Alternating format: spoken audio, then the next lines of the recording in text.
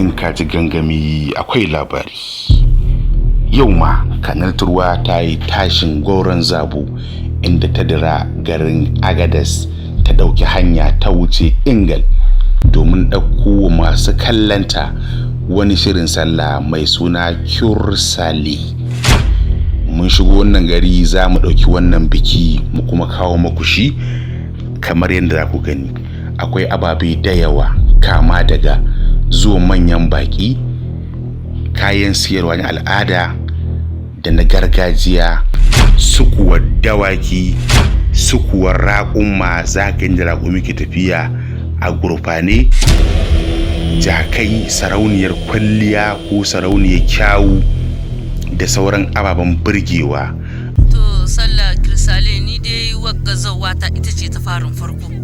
Mun taɓa zuwa kuma cikin Agadez nake.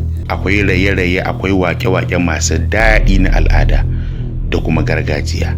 Masu kallo ku kasance tare da Kanal Turwa domin ganewa idanuwanku abubuwan da ke faruwa a Afirka, musamman ƙasashe ko garuruwan Hausawanku. Kaci wannan sallar ta lasar gishiri da ake duk shekara.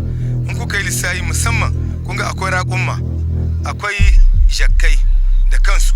Kanal Turwa uwa maba da mama. Farin cikin masu kallon mu shine farin cikin mu.